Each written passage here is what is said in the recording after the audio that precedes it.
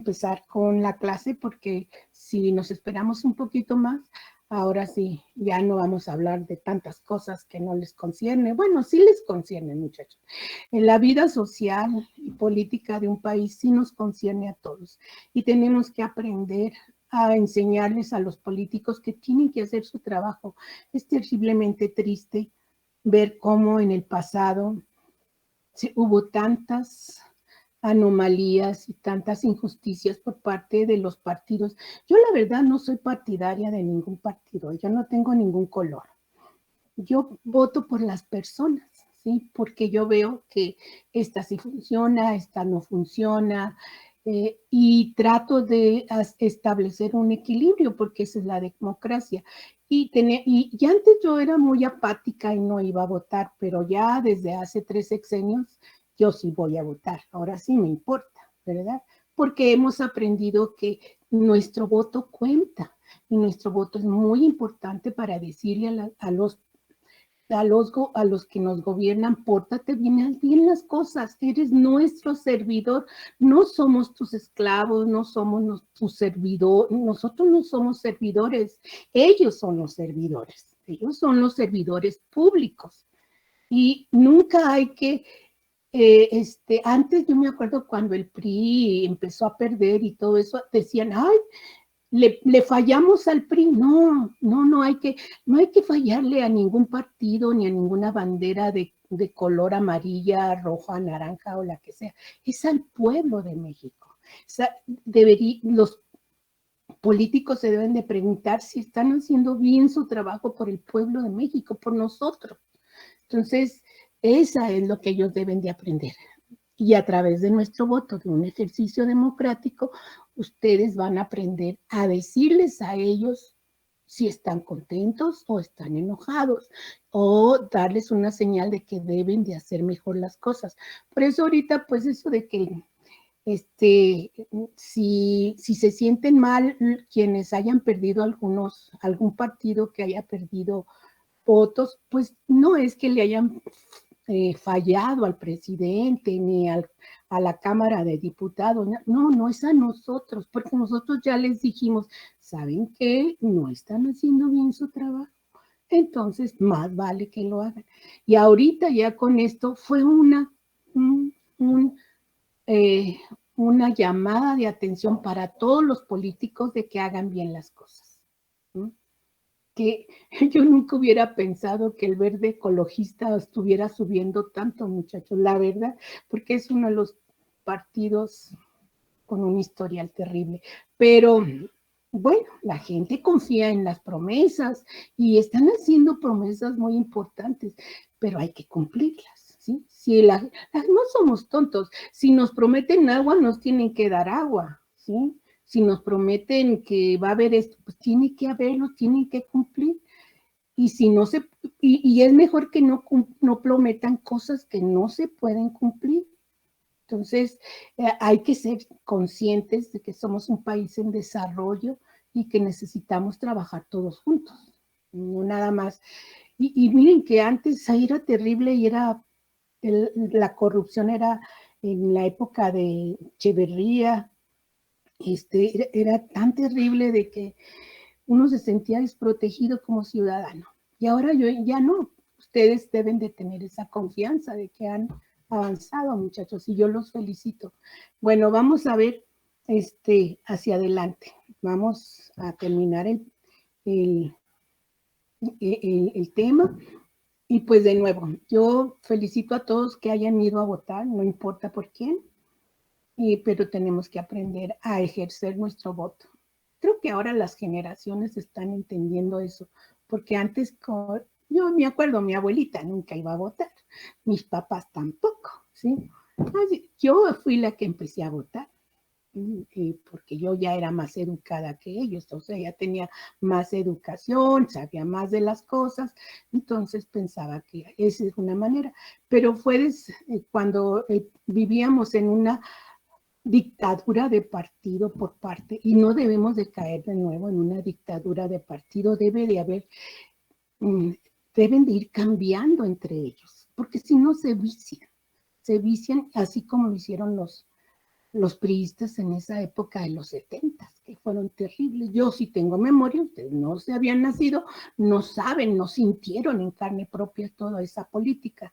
Entonces, qué bueno, me da mucho gusto que ustedes sean unos jóvenes conscientes, ¿sí? Y que hagan, algunos tendrán sus, todos somos diferentes, entonces tenemos mejor, podemos votar por un color o el otro, o por una persona u otra. Estamos en toda esa libertad, o eso se llama democracia. Entonces, pues qué bueno. Vamos, ahora sí ya, son 9 minutos, hay 26 en el aula. Vamos a empezar porque de lo contrario no vamos a terminar. Les voy a compartir entonces la clase de hoy. Sí, y ustedes yo creo que ya tienen, más o menos ya la conocen porque ustedes, yo les mandé el PDF y también se los mandé antes y ahorita otra vez se los volví a repetir para que lo puedan ustedes estudiar. Y también les mandé un cuestionario desde los aminoácidos hasta lo que vamos a ver, ¿sí? Entonces, yo creo que sí tenemos mucho que trabajar, tanto para el cuestionario, lo tienen que subir, les los voy a poner como tarea, porque nada más se los puse como en las noticias, pero se los voy a volver a subir como tarea para que lo puedan incluir. Sí, entonces aquí tenemos el punto de cómo es que se ocurre la regulación a nivel genético, y las bacterias son los mejores ejemplos para poder hacer estudios de este tipo. ¿Por qué? Porque su genoma es pequeño, ¿sí? Como aquí, como lo tenemos. Aquí tenemos el cromosoma donde están todos los genes de una bacteria y de un virus, por ejemplo, ¿no? Entonces son muy chiquitos. Entonces podemos nosotros, si ustedes se fijan, se empiezan a contar aquí en una célula que es 100 veces más que un bacteriófago de tamaño, pues tiene más DNA que este pobre bacteriófago. Bueno, eso de pobre, ¿no? Ya ven cómo nos hacen estragos. Esto se conoce como un mapa cromosomal, y aquí se marcan las posiciones relativas de todos los genes que codifican para muchas de las proteínas del metabolismo del DNA. Aquí está por ahí el triptofano, la arabinosa, por acá debe de estar el del la trealosa, vean como usted, aquí la prolina, la arginina, todos ellos están aquí, y si ustedes se fijan, también podemos localizar al del operón de la lactosa, debe de estar por aquí. Fíjense cómo ustedes, fíjense en para ver el cromosoma bacteriano, es como si fuera un reloj, ¿sí? De tal forma que se acomodan el orden de los genes en sentido de las manecillas del reloj. Entonces el punto 1 se llama, aquí en este punto es el punto 0, y todo se mide a través de estos valores 25, 50, 75 en estos cuadrantes, para poder localizar el punto exacto donde se encuentra el operón, ¿sí? Entonces, generalmente, pues así se puede, cuando ustedes buscan en qué posición están las proteínas que ustedes quieren estudiar, pues nada más se meten a una base de datos que se llama PubMed. Bien, todas las células van a contener un cromosoma, porque en ese cromosoma está incluido el DNA y tiene toda nuestra información. El DNA sufre varios procesos. Ahorita ustedes, como no han llevado genética, les introduje esta diapositiva. El DNA en las bacterias es de tipo circular, el de nosotros no, ¿sí? Pero el DNA, por eso es que le ponemos el DNA que tenemos aquí, ¿verdad? Es de tipo circular, ahí su cromosoma más bien. Sí. Entonces, sufre dos procesos. Una que es replicación. La replicación es para que se copie el mismo DNA, y heredar entonces las características a las células hijas, ¿sí? Entonces, esta se divide entre dos, se abre y se copian cada una de las dos hebras para dar, obviamente, dos hebras, dos DNAs o dos cadenas con la misma información. Entonces es una replicación, se está replicando, ¿sí? Pero también en el DNA, ¿sí? Va a haber transcripción del DNA, que en este caso, ¿qué es lo que sucede? Pues se va a producir se va a copiar la información que tiene aquí para que se produzca una cadena simple, no doble cadena, como lo es el DNA, ¿sí? Sino una cadena sencilla de mensajero, de RNA mensajero. Y ese RNA mensajero se combina tanto con el RNA ribosomal como los RNAs de transferencia para que con la ayuda de de un ribosoma, ¿sí? Aquí están los RNAs de ribosomales y el tRNA de transferencia. Vean cómo el tRNA se adapta precisamente en el mensajero utilizando al ribosoma. Estos RNAs se encuentran en los ribosomas, básicamente. Y una vez que el mensajero pasa por esta maquinita que es el ribosoma, entonces se genera la copia, la lectura más que nada de esta copia de DNA que contiene la información para la generación, a la producción de una proteína. Entonces vean que el proceso de tanto si nosotros hablamos de la expresión de una proteína, pues tiene que venir desde el DNA y luego después pasa a un RNA. En el DNA está todo almacenado, toda la información almacenada. Esta información es copiada para que se genere una sola cadena de RNA y posteriormente la proteína. El DNA tiene un proceso de replicación, ¿sí? Entonces, a todo este caminito que se le conoce, pues se le conoce como el dogma central de la biología molecular, ¿sí?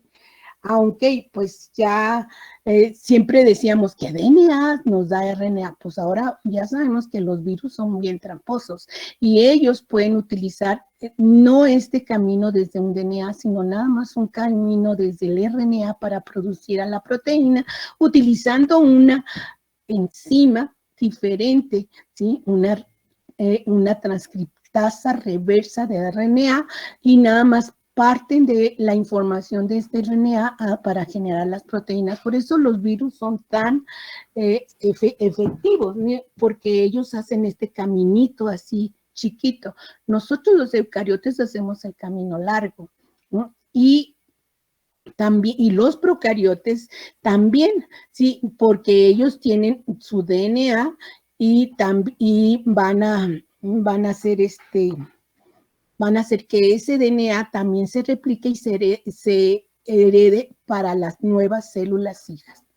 Entonces, realmente desde hace un buen de tiempo se descubrió que el DNA sirve como almacén de información genética.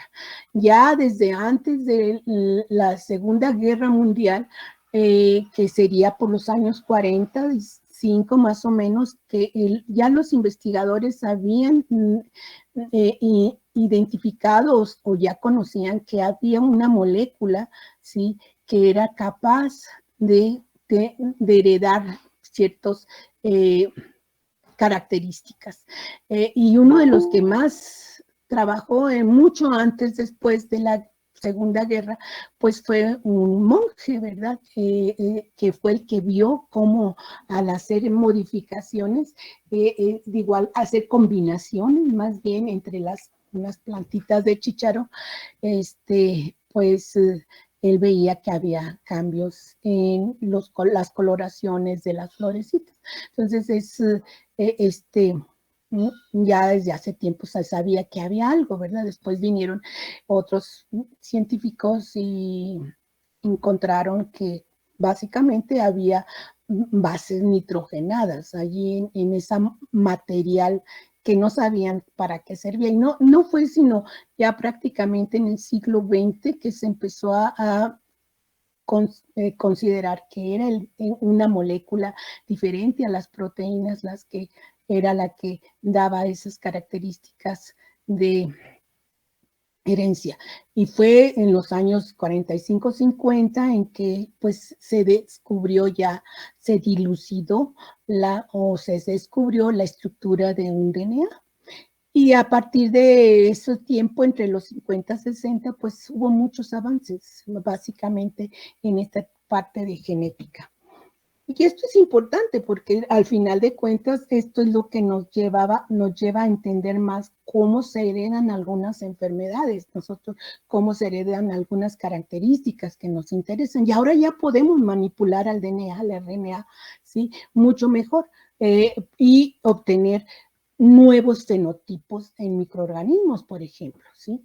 Si ustedes hacen una modificación en el DNA, entonces ustedes obtienen un fenotipo, un fenotipo X. Bien. Entonces, para que una célula funcione correctamente, debe de expresar toda esa información y que está almacenada en el DNA, y esto se logra precisamente a través de un código que le llamamos el código genético, que es el transcrito que se transcribe más bien en el RNA mensajero y es traducido para la generación de la proteína. Entonces hay un código. El código genético está relacionado con las bases nitrogenadas que están aquí acomodadas en el DNA, ¿sí? Y que cada 3 de ellas codifican para un aminoácido. Y entonces, obviamente, aquí están, miren, estas 3 bolitas, de aquí significa que estos 3 van a ser diferentes envases nitrogenadas o nucleótidos que vamos, y que van a reconocer a este tRNA de transferencia de manera correcta para ensamblarlo. Entonces, cada tRNA de transferencia que reconoce las 3 que vienen aquí, reconoce estas 3 bases nitrogenadas, él va a tener los complementarios acá en la base del RNA de transferencia, y en la cabeza sí va a acarrear al aminoácido correspondiente, de tal forma que es como una maquinita durante la traducción, es como una maquinita en el que se pegan los ribosomas tienen 2 sitios para que se acomoden 2 tRNAs, de tal forma, pero todos ellos reconociendo las bases, ¿sí? Los tipos de bases tienen que ser complementarias, de tal forma que cada uno de ellos va a acarrear, ¿sí? un aminoácido, y cuando ya está muy cerca se realiza el enlace peptídico y va creciendo la cadena polipeptídica, ¿sí? Hasta generar la proteína, y entonces ya es una expresión completa del DNA para funciones estructurales en la célula. Bien, entonces aquí lo importante es que ustedes determinen que son los genes los que van a codificar para muchas de las proteínas en el metabolismo del DNA. Aquí tenemos lo que sería entonces más o menos la estructura de un DNA. Aquí, si ustedes se fijan, a través de una replicación del DNA, esto nos permite entonces que la información genética pase de una generación a otra. Aquí tenemos al DNA y hay un sitio de inicio de la lectura, como ustedes pueden ver. Estas bases van a ser complementarias, T con A con U y C con G, o sea, T con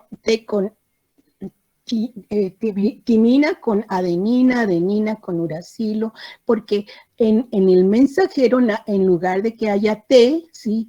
Hay uracilo, y citosina con guanina. Entonces, así se van complementando es la complementariedad que hay. A esto se le conoce como un marco de lectura. Cuando en genética, estén en genética, les van a decir que esto se llama como marco de lectura abierta para que se empiece a leer, y siempre hay un sitio de inicio, ¿sí? el sitio de inicio puede, si ustedes se fijan, si cambia el sitio de inicio. Por ejemplo, esta base, ¿sí? Se reconocen estos tres bases nitrogenadas o que hay en este DNA. Entonces se lee, ¿sí? Se ponen enfrente de ella los que corresponden para un mRNA, pero vean ustedes que sí, y se empieza a leer todo la proteína y nos genera un péptido en el que pues generalmente este sitio de inicio, este codón, vean, son tres bases que se les conoce como un codón. Este es un codón que codifica para la metionina, este es otro codón que codifica para la prolina y así sucesivamente.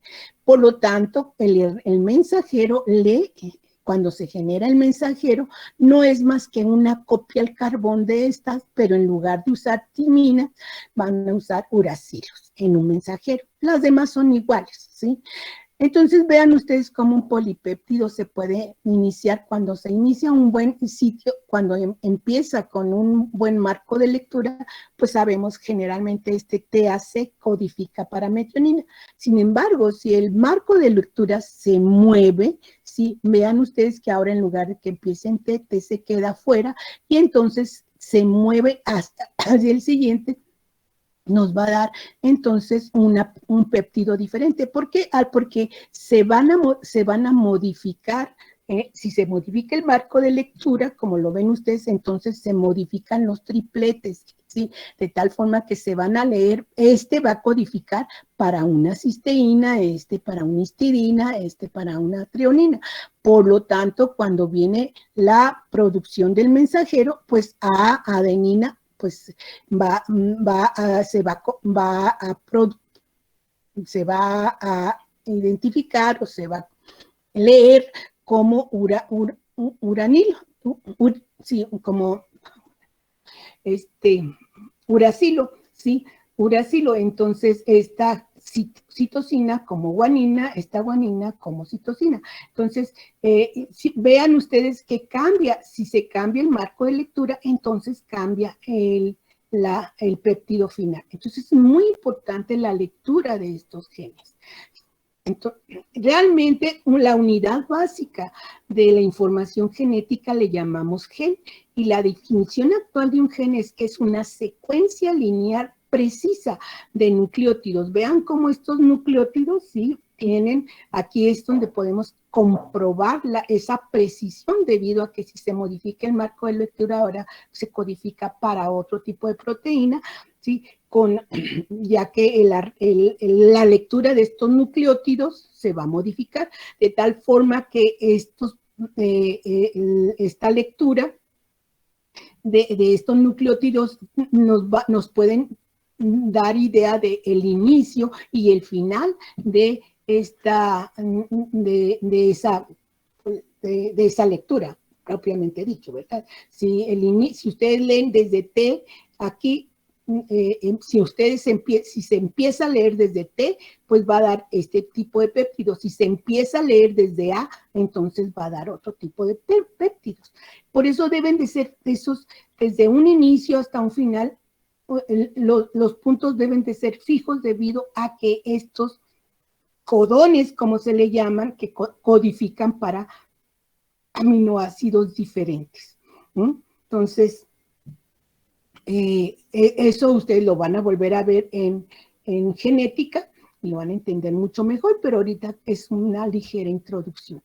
Entonces, realmente la síntesis de una proteína no es barata, es muy cara. Porque, ¿en qué sentido? Pues se va a utilizar realmente energía y además es muy larga. Por eso decíamos la vez pasada que era mucho más fácil que las enzimas se controlaran a nivel de la misma estructura de la enzima, de su función, y que el control a nivel genético se tarda. Entonces es más fácil hacerlo en la enzima y que en los procesos genéticos.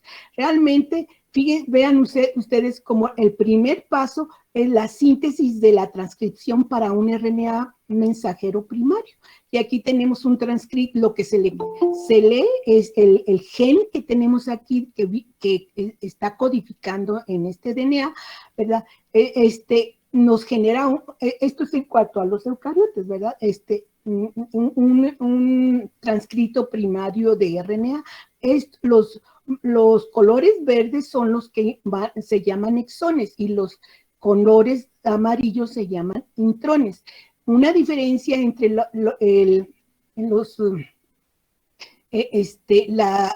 los mensajeros de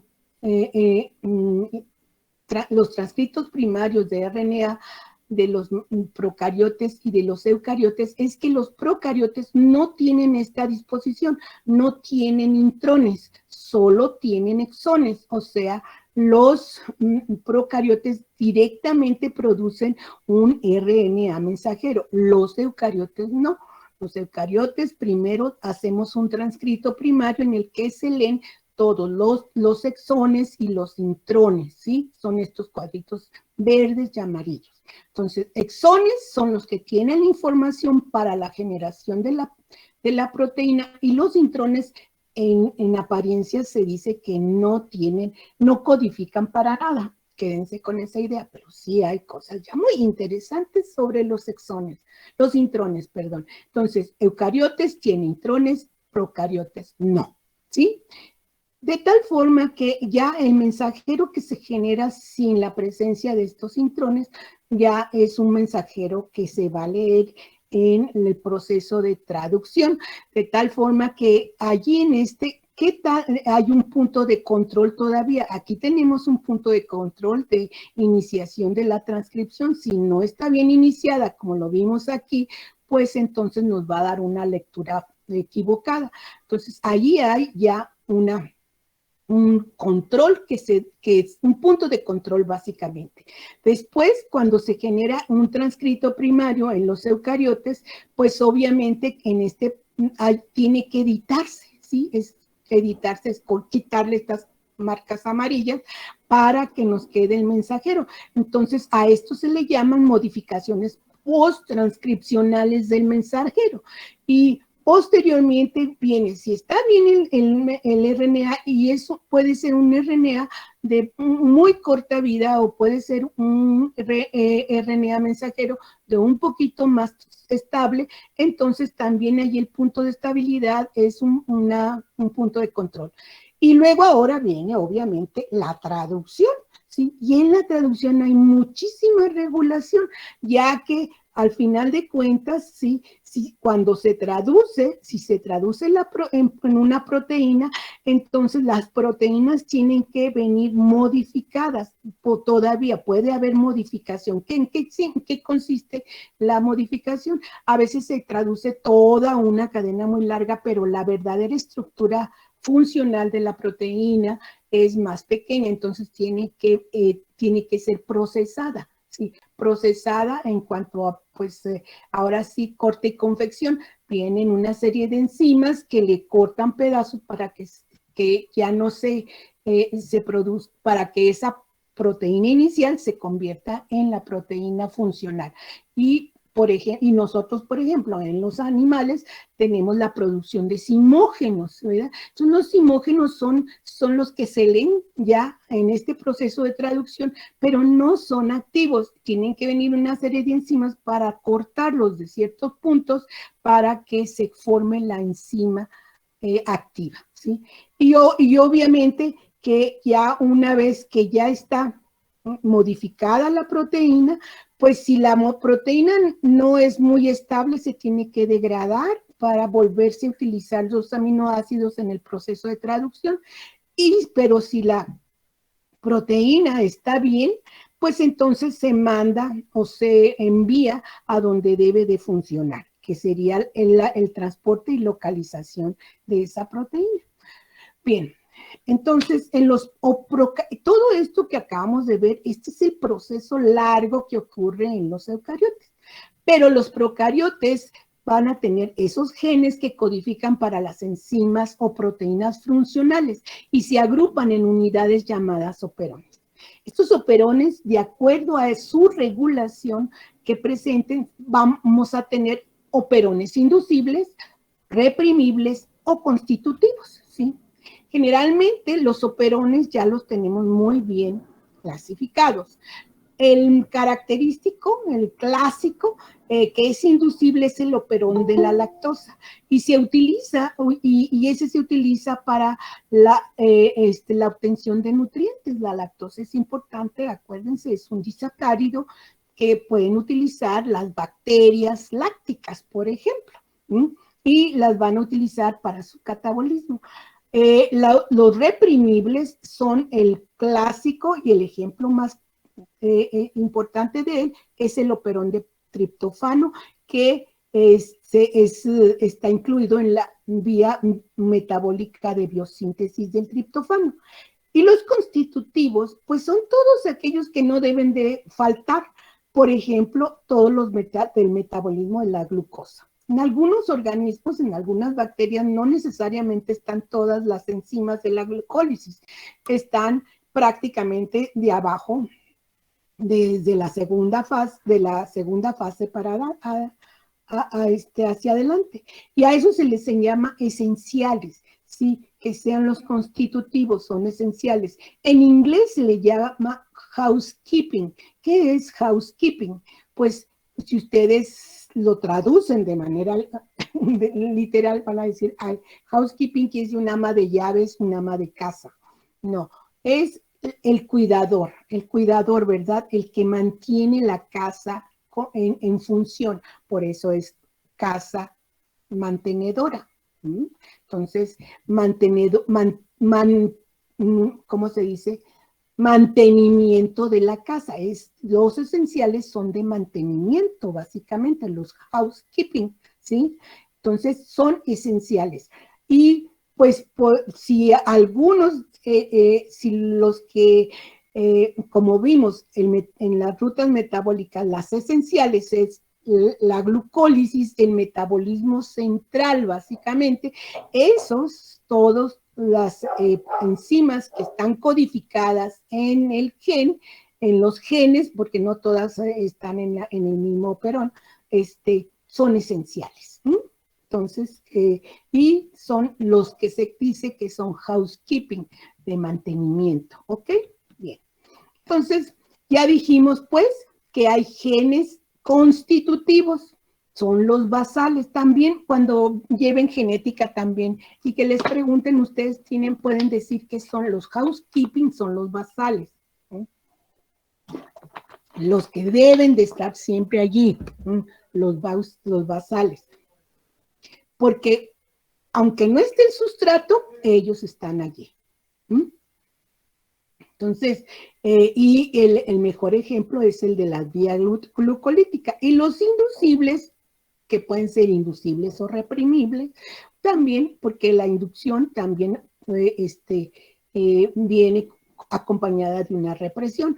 Los productos génicos, entonces, van a ser enzimas que aparecen cuando el sustrato está presente. Si no está ese sustrato, no se produce, ¿sí? Entonces, esos serían los inducibles.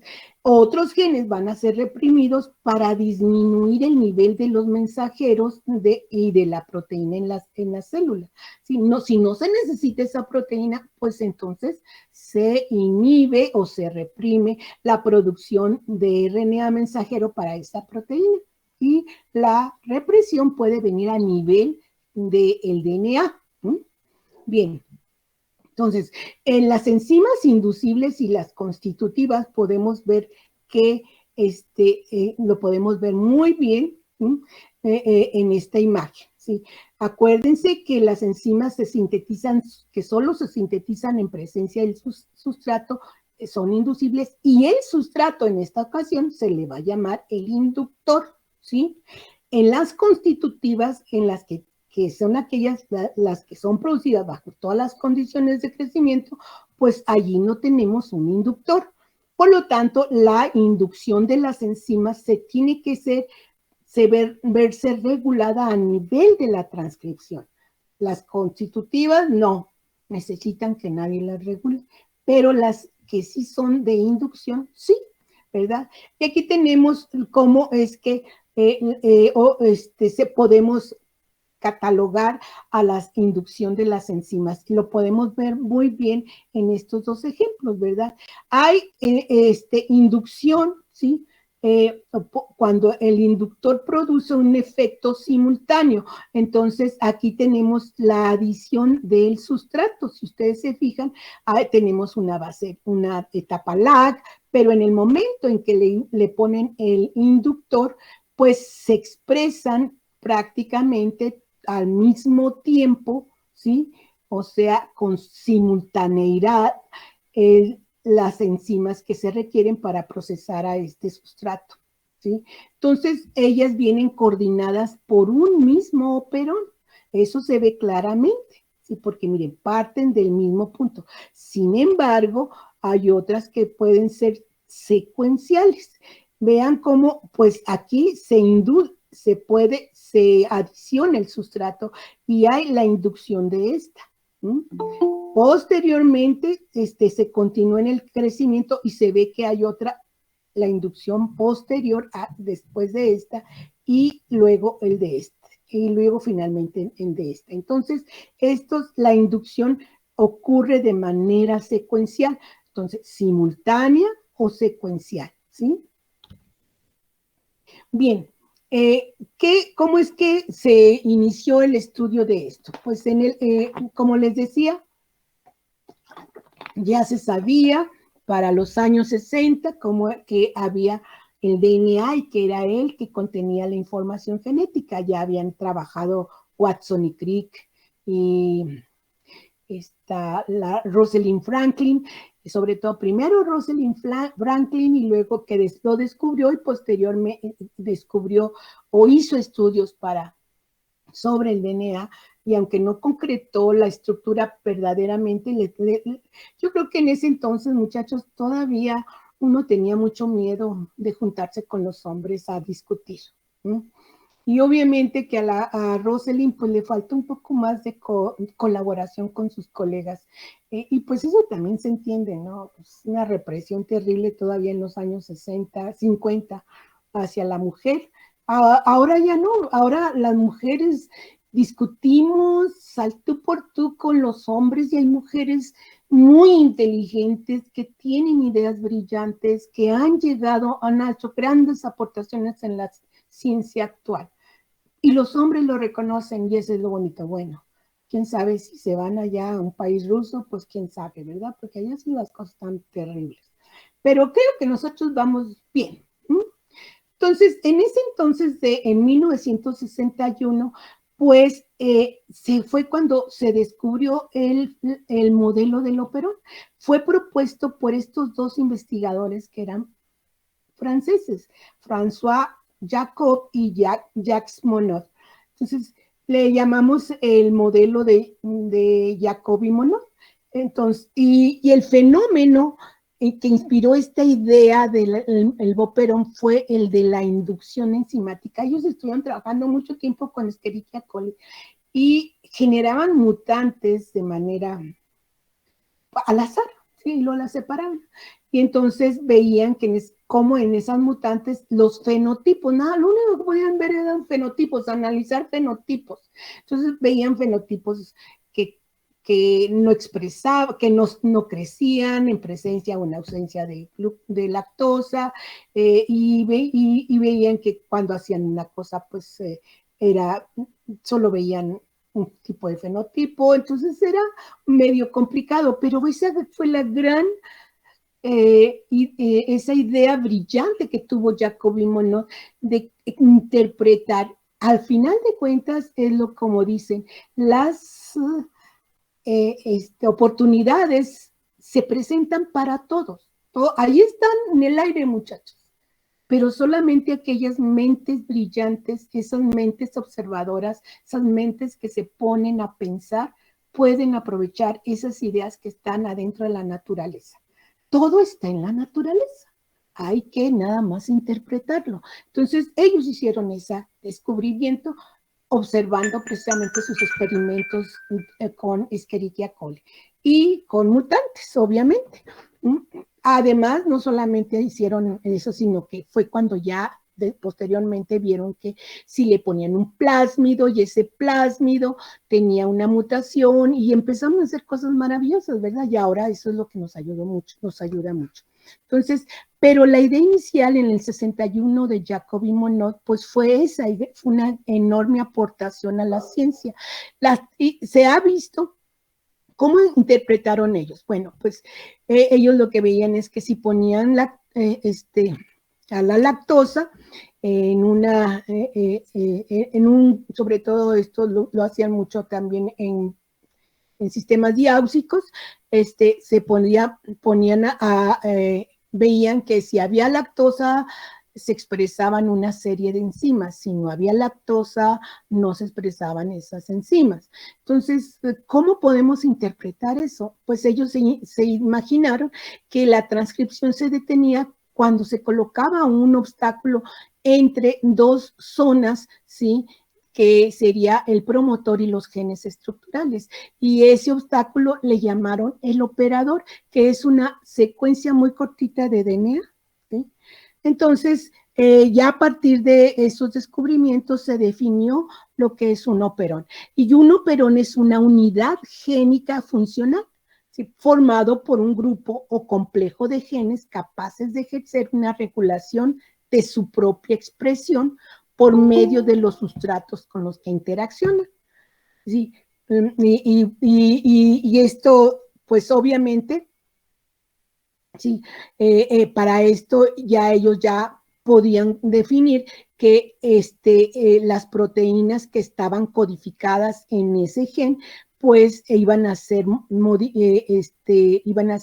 las señales, la respuesta de esas modificaciones o esas interacciones con los sustratos, ¿sí? En el gen que codificaba para esas proteínas. Entonces, ya vimos que, por lo tanto, los operones van a ser inducibles en condiciones normales, inducibles. Entonces, hay operones inducibles que en condiciones en condiciones normales no se van a expresar, pero sí pueden responder a un agente inductor que los va a activar y entonces transcriben esos genes estructurales. Entonces, el operón incluye los genes estructurales y los genes reguladores. El ejemplo clásico, pues, es el el operón de la lactosa, pero hay muchos más, ¿verdad? El de la maltosa, el de arabinosa, etcétera. ¿Hay operones reprimibles? Sí. Los operones reprimibles van a ser aquellos que en condiciones normales sí se expresan, pero en respuesta a un agente represor se activan y se inhibe la transcripción de los genes estructurales. Y, por ejemplo, todos ellos corresponden, los que obedecen una respuesta que son tipos reprimibles, pues todos los que obedecen a la síntesis de aminoácidos, como el de triptofano, el de la histidina, el de la leucina. Los operones en la bacteria, pues pueden contener un solo promotor que dirige la síntesis de un mensajero que va a ser policistrónico. ¿Sí?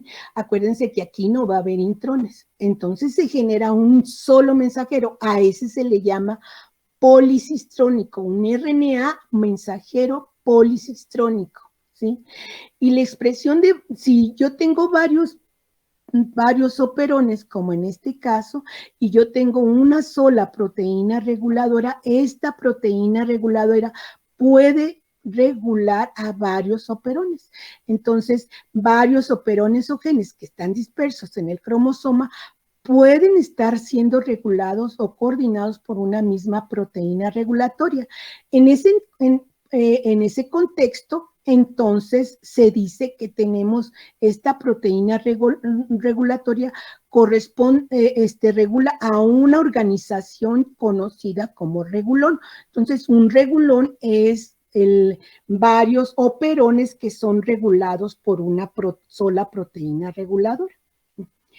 Pero no solamente, fíjense, estamos yendo de un operón en el que podemos ver precisamente cómo se regula a nivel de la expresión de los genes propios en el operón, pero también ese operón puede ser regulado por otra proteína que regula a otra serie de genes y otra serie de operones y constituyen, entonces todos forman parte de una pequeña sociedad conocida como regulón, ¿verdad?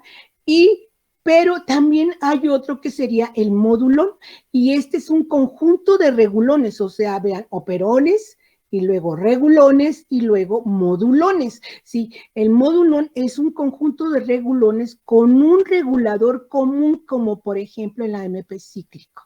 Entonces, el AMP cíclico, ¿sí?, se convierte en una molécula reguladora que va a regular a los regulones y por lo tanto quedan regulados los operones. Entonces, vean que hay una organización creciente para que los operones no se aloquen y no funcionen por sí mismos. Entonces, los modulones regulan a los regulones y los regulones pueden regular a los operones. O sea, quiere decir que por ejemplo, el AMP cíclico pues va a poder regular la fuente de carbono, ¿sí? Por ejemplo. Entonces, no se puede establecer el funcionamiento de una fuente de carbono que no sea de carácter inducible, sino que va a tener que ser una fuente de carbono que sí se pueda metabolizar, porque de lo contrario, pues no podría el pobre microorganismo vivir en todos esos ecosistemas tan variantes que hay aquí en el planeta. Entonces, pues eso es muy importante que existan ese tipo de organizaciones, desde un modulón que con una sola molécula, fíjense, el AMP cíclico es una molécula, en cambio los regulones es una proteína, ¿sí? Entonces, la que regula varios operones. Y en los operones vamos a ver que hay una proteína reguladora, ¿sí? Bien. Lo cual significa que posiblemente la proteína reguladora, por decir algo, la proteína reguladora que aparece en el operón de lactosa, pues puede regular a lo mejor también a otro operón que esté relacionado con carbohidratos. Entonces, esto le ayuda a la célula precisamente a no tener tanto gasto en el interior. Bien, entonces, un operón en general está constituido por estas partes, que serían los genes estructurales, que van a ser aquellos que se van a transcribir para producir un RNA mensajero que se va a traducir en una o varias proteínas. Ya dijimos, ese RNA mensajero, ¿sí?, es policistrónico, que significa que todo no tiene intrones, ¿sí?, de tal forma que el mensaje es de corridito, para una o varias proteínas. Los genes reguladores, entonces es otro gen, fíjense, es gen. Dos tipos de genes, estructurales y reguladores. Cuando hablamos de gen, quiere decir que hay una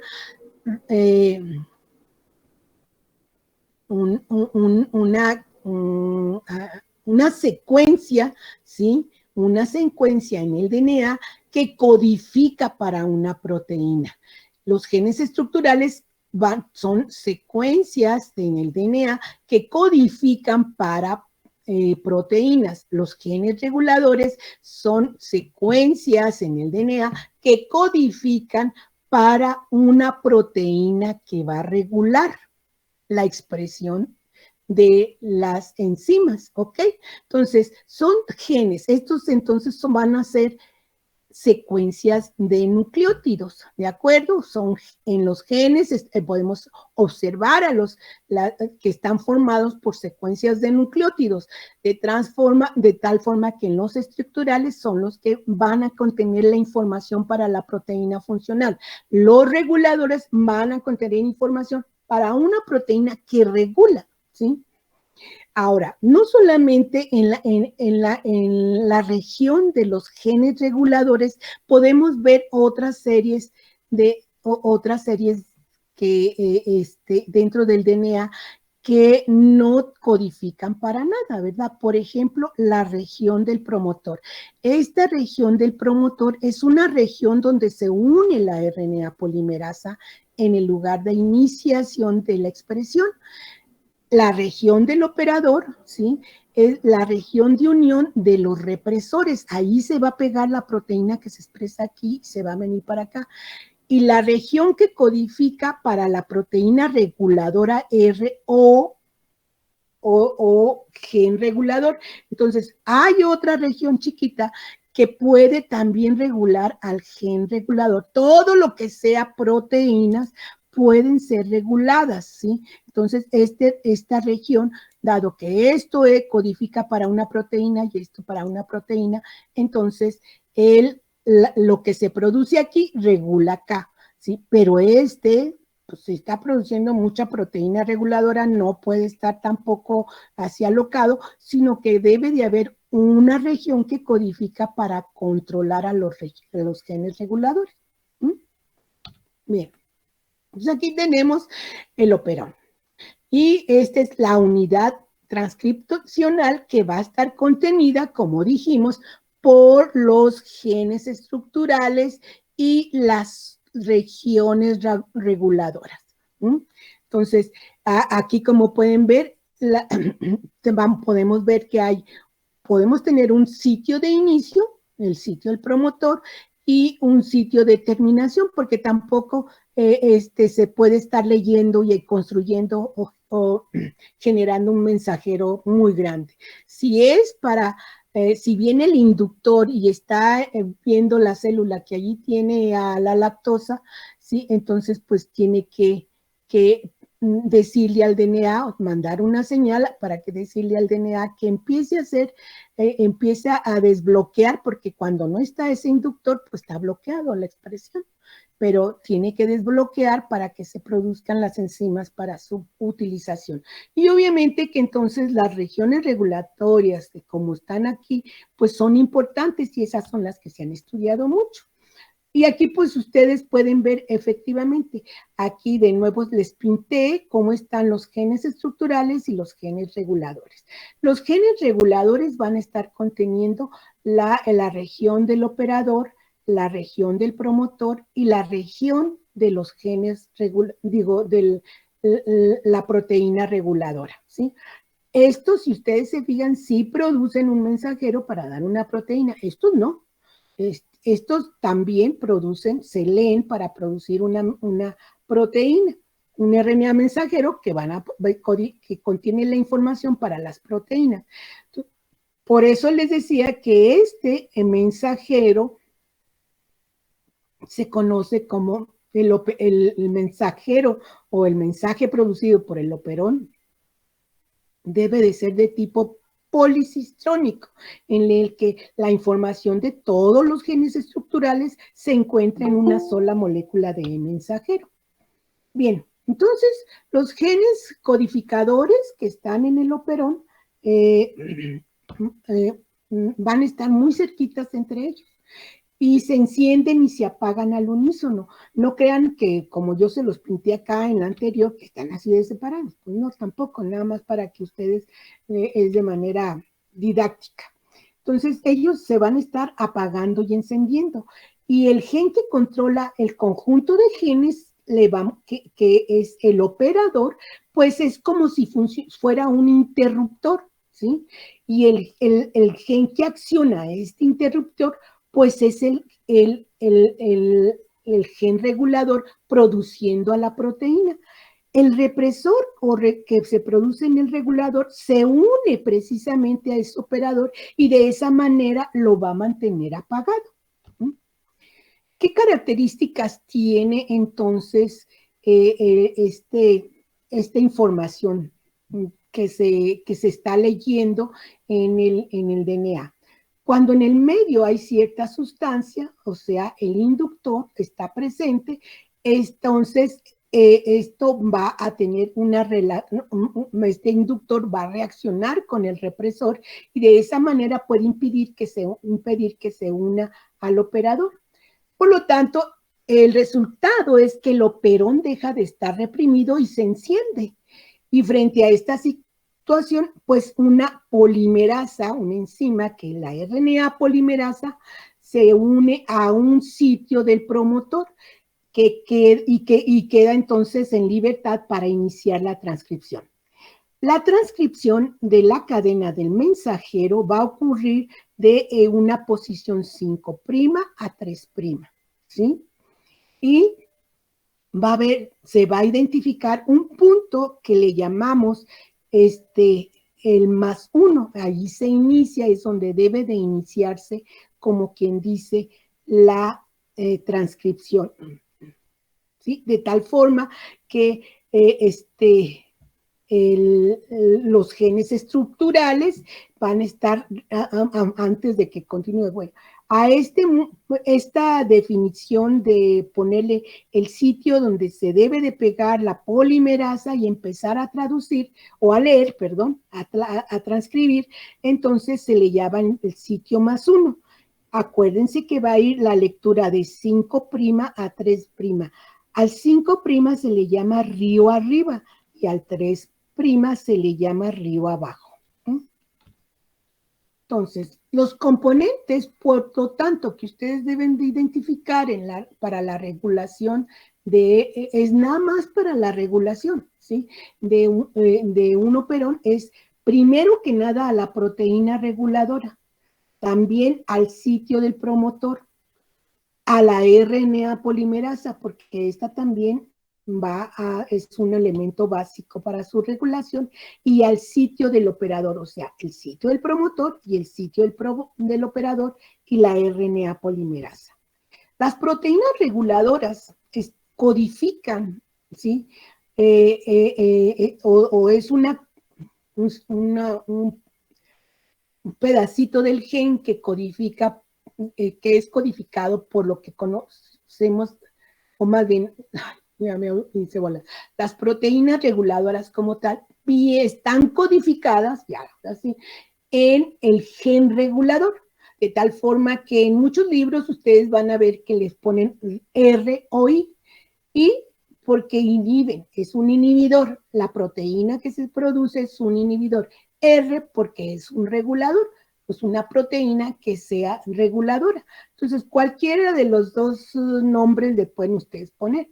Su función es interactuar con regiones específicas del DNA, y esas regiones específicas en el DNA se encuentran en el operador. Entonces, al unirse, pueden inhibir y entonces reprimen, o pueden incluso estimular, o sea que activan la expresión de los genes estructurales.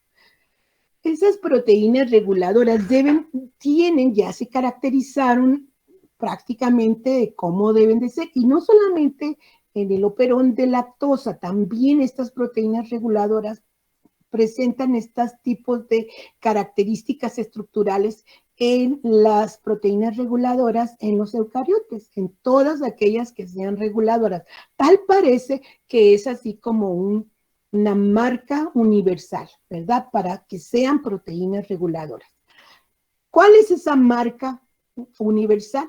Pues es que contengan dominios dentro de su estructura, conocidos como dedos de zinc, a otros que son cierres de leucina, otras que son hélice vuelta a hélice, y otras que son como de estructura beta plegada.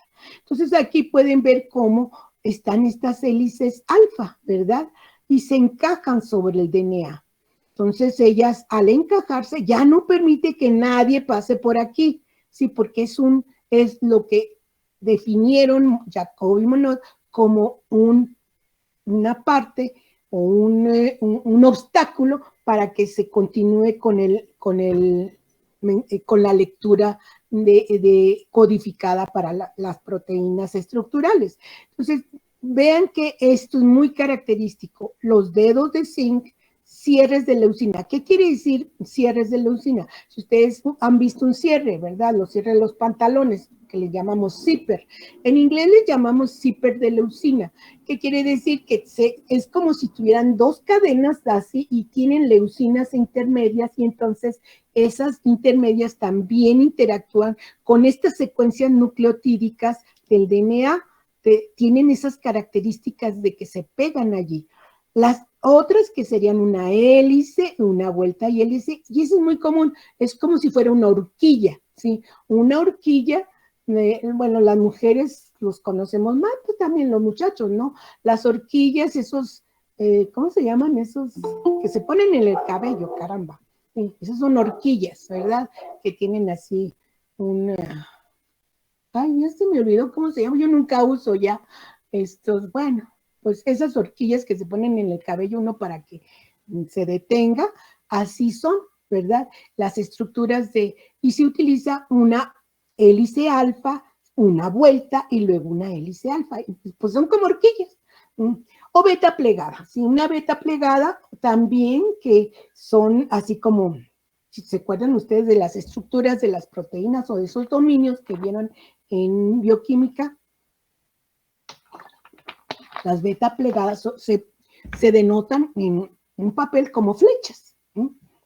Entonces también esas estructuras se anclan sobre el DNA y ya no dejan pasar entonces a la polimerasa. Bien, acuérdense, ¿dónde se van a pegar esas proteínas reguladoras? Y como les dije, estas proteínas reguladoras se van a pegar en el operador. No se les olvide.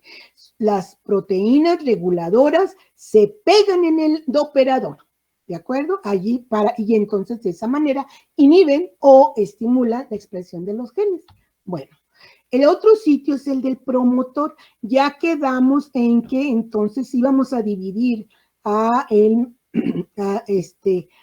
mensajero, ¿sí? Porque realmente no es el mensajero, básicamente, ¿sí? Pero déjenme ver.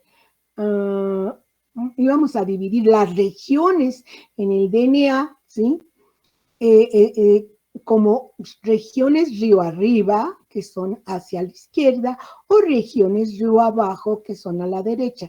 Las regiones río abajo siempre están a partir del +1.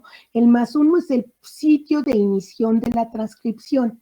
Aquí se va a pegar la polimerasa, ¿sí? Y hacia el otro lado, como es río arriba, entonces van a ser secuencias con números negativos. No quiere decir mucho esto del más o el menos, no quiere decir que es nada más la posición respecto al sitio de inicio de la transcripción, sin nada más. Río abajo positivas, río arriba negativas. Entonces, el sitio de promotor también van a ser secuencias de DNA que pueden ser de tamaños variables y se localizan hacia el extremo 5'. Acuérdense que de este lado es el 5', o sea, en los valores negativos. Y son una región con puntos de reconocimiento de las polimerasas en la región -10 y -35. O sea, quiere decir que a -10 nucleótidos y -35 nucleótidos. Aquí es donde se pega la polimerasa. Entonces, o se puede pegar aquí o se puede pegar acá. Entonces, es en las regiones -10 y -35. ¿Cuál es el punto de reconocimiento de las polimerasas? Está entre la región -10 y -35, ¿sí? No se vayan a olvidar. Bien. El promotor que más chiquito, o sea, la región del promotor, estamos diciendo que el promotor puede estar desde -35 o de +1 para acá, ¿verdad? A -10 y -35. Entonces, si estamos hablando del más pequeño, aquí quiere decir que el más pequeño está en esta región, ¿verdad? Por lo tanto, el promotor más pequeño le llamamos núcleo del promotor y contiene una secuencia de nucleótidos muy, muy característica, que es la secuencia, la llamamos la caja TATA. ¿Qué quiere decir? Pues una timina, una adenina, una timina y una adenina. Por eso se llama la caja TATA y es la que se encuentra precisamente en prácticamente todos los organismos a una distancia de menos 10 pares de bases del sitio del +1, del sitio de transcripción. Entonces, esta es la secuencia más pequeña para llegar en el DNA para llevar a cabo la transcripción en ausencia de un activador. La región más hacia arriba, ¿verdad? Más hacia arriba, hasta menos 35, también tiene una secuencia característica que es TT-GACA. Entonces, vean ustedes que estos son ya secuencias muy bien reconocidas, básicamente, por las polimerasas. Y todas, esta caja TATA y esta caja TT-GACA, son muy conservadas en la mayoría de los organismos. Bien. El otro factor regulador, acuérdense, estamos diciendo que iban a ser 4 componentes básicos para la regulación del operón. Entonces, la siguiente es la RNA polimerasa. La RNA polimerasa, ¿sí? Va a sintetizar la cadena del mensajero que se genera en dirección 5', 3', o sea, de izquierda a derecha, ¿ok? Y la enzima que se encarga de incorporar todos los nucleótidos para ir formando la cadena del mensajero es la RNA polimerasa. En las células eucariotes se han encontrado 3 tipos de polimerasas, ¿sí? La RNA pol-1, que se sirve para producir RNA ribosomales. ¿Se acuerdan que vimos que había RNA ribosomales? La RNA pol-2, que se encarga de la síntesis del mensajero, y una RNA pol-3 para los RNAs de transferencia, los 5S y los nucleares. Entonces, la que existe en todos, la que está encargada del mensajero es la 2, ¿sí? La RNA polimerasa 2. Entonces, esa es la que van a estar también en las bacterias, ¿sí? Están en procariotes y en eucariotes. Las bacterias, entonces, la estructura de esta RNA polimerasa consiste de 5 subunidades, 2 alfas, una beta prima y una sigma. Pero si ustedes le quitan esta sigma, ¿sí? Se forma lo que se conoce como el núcleo de la enzima. Entonces, el núcleo de la enzima está formado nada más por 2 alfas, una beta y una beta prima. Entonces, ¿por qué qué importancia tiene el que haya un núcleo de la enzima? Bueno, pues prácticamente esto no va a cambiar, es parejo para todos, pero la subunidad sigma sí, y esta subunidad sigma es la que le va a dar ese reconocimiento específico a la polimerasa. Entonces, esta sí puede cambiar mucho, puede ser una sigma distinta para las condiciones en las que se encuentran los microorganismos. Entonces, además, no solamente eso, ¿y por qué es tan importante? Porque esta subunidad sigma es la que va a reconocer a la región promotora. Entonces, tiene que ser muy específica y para condiciones diferentes en los que se encuentran el microorganismo. Y no forma parte entonces del núcleo de la enzima porque le da carácter de subunidad regulatoria. Por eso también incluimos a la RNA polimerasa dentro de estos factores de regulación. En las bacterias, la subunidad sigma comprende a 2 familias prácticamente, la sigma 70 y la sigma 54. Bien, aquí podemos ver cómo la RNA polimerasa se acomoda en la cadena de DNA, ¿sí? Para moverse ya sea hacia arriba o corriente abajo.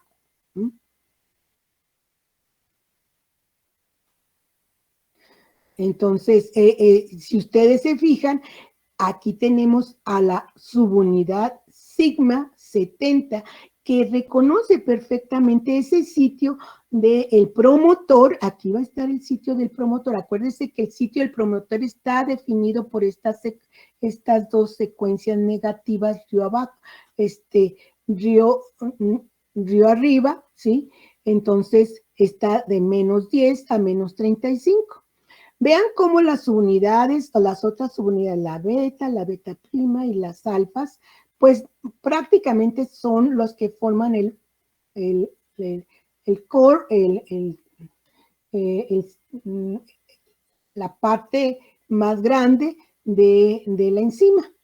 Entonces, para que toda esta subunidad, este grupo de estas subunidades o la polimerasa, el core de la polimerasa pueda unirse al DNA, necesita forzosamente al factor sigma. Entonces, ya ahorita ya se sabe muy bien cómo funcionan, ¿verdad? Se sabe, dado que es muy grande la enzima, pues ya se conoce su peso molecular. Es de 450 kilodaltones y está formada por todas esas unidades. Bien, también ya se sabe, y esto se ha hecho a través de mutaciones, que la beta prima, la subunidad beta prima es la primera que llega al DNA. La beta une los NTPs, o sea, los nucleótidos trifosfatados, y ella se va a pegar con la sigma. Y sigma reconoce las secuencias promotoras sobre el DNA. Por eso sigma es necesaria para que se ensamble y se active la enzima para poder, y que se active la enzima por esas proteínas reguladoras que se van a producir. Cada una de esas subunidades ya tiene muy bien establecidos sus masas moleculares y como ustedes pueden ver, las alfas son chiquitas, las betas son grandes, más o menos del mismo tamaño, pero las sigmas son de diferentes tamaños. Esta sigma 70 se le pone el sigma 70 porque su masa molecular es de 70. La de 54 es porque tiene una masa molecular de 54. Todas estas sigma 70 se dividen en 4 grupos. La sigma D, que es responsable de la mayoría de los genes en el crecimiento exponencial. La sigma S, que participa en la expresión de las proteínas durante la fase estacionaria. La F, que es responsable del flagelo. La H, que es la que responde a choques térmicos. Y la de esporas, que es la responsable de la formación de esporas. Todavía hay una E que tiene funciones extracitoplásmicas y es la que es más diversa. Bien, vamos a ver entonces el sitio del operador. En el sitio del operador es también un sitio de unión específico sobre el DNA de moléculas represoras que se van a encontrar generalmente cerca del promotor. Entonces, eso allí nada más ustedes tienen que recordar que es donde se va a unir, ¿sí?, las moléculas represoras, o sea, ROI, y están muy pegados al operador, al promotor, ¿sí? Bien, entonces, ¿cuáles son los modelos de regulación de los operones? El operón de lactosa tiene 2 modelos, uno que es el modelo de inducción, que cuando no está la inducida, está reprimido, ¿verdad? Y el de activación por catabolito. El operón de triptofano, que es el que vamos a estudiar, tiene también 2 modelos de regulación, que es el de correpresión y el de atenuación. Entonces, estos son los modelos básicos para explicar el funcionamiento de los operones. Por eso se ha dado por dividir a los operones catabólicos y los anabólicos. Todos los catabólicos pues van a estar relacionados con la utilización de la fuente de carbono, como sería la lactosa, todos los azúcares, lactosa, araminosa, galactosa, etc. Y los otros, los restantes, ¿sí?, serían de tipo anabólico y están relacionados con rutas biosintéticas, así que si nos fijamos aquí, este sería de carácter catabólico y este sería de carácter anabólico. Realmente los operones están bajo control, pueden regularse de forma positiva o negativa. Entonces están tanto bajo control negativo o bajo control positivo. ¿Qué significa en bajo control negativo? Pues que se expresan constantemente a menos que sean desconectados por una proteína represora y esto evitará la expresión de ese gen al unirse al operador, evitando que la RNA polimerasa funcione. Los que están bajo control positivo no se transcriben a menos de que una proteína activadora se una al DNA. Y aquí vemos de manera esquemática lo que sería un control negativo y un control positivo. El control negativo en un operón inducible, como vemos en este caso, ¿sí? Tenemos, o sea, bajo la presencia de la fuente de carbono, en un control negativo se produce el represor de tal forma que el represor se une al DNA y no permite la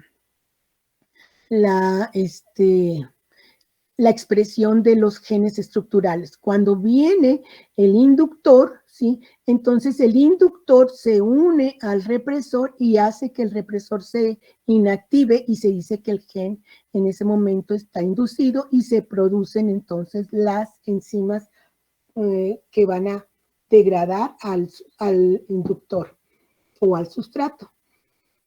El otro modelo de control positivo, entonces, negativo es que inhibe, positivo es que ayuda, ¿verdad? Por lo tanto, en el control positivo se genera un activador inactivo. Vean la diferencia en que aquí se produce un represor activo, ¿sí?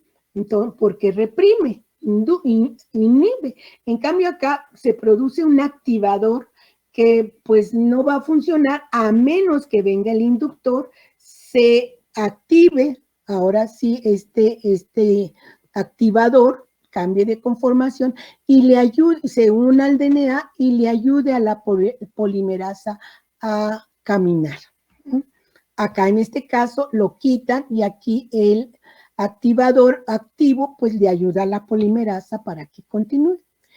En un gen de tipo represivo, como sería el de los, acuérdense que dijimos que había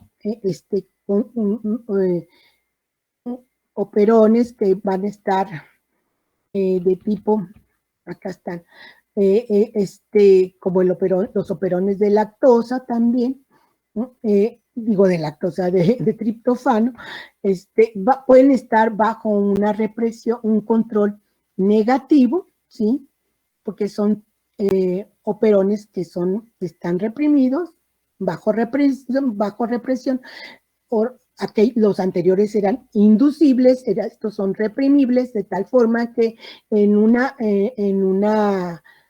control negativo de este modelo de represión, lo que se genera, o el mecanismo que se produce es que este represor, el represor, aquí vean el DNA, se lee el DNA y se produce el mensaje, y se produce un represor, pero está inactivo.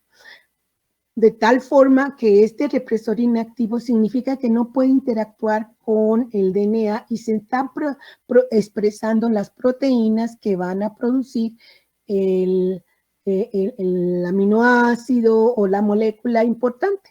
De tal forma que al ir subiendo los niveles de esa molécula, entonces la molécula misma se vuelve un correpresor y se une al represor inactivo y ahora sí,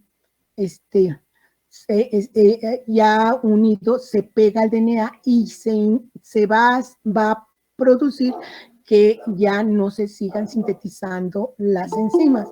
Entonces vamos a tener al gen reprimido. Esto sería un control negativo y está muy bien explicado por modelo de correpresión por tripto en el operón de triptofano.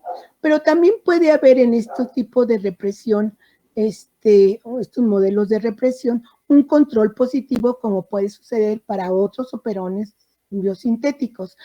Y en este caso, pues la molécula que se produce en el gen regulador, entonces se produce de manera activa.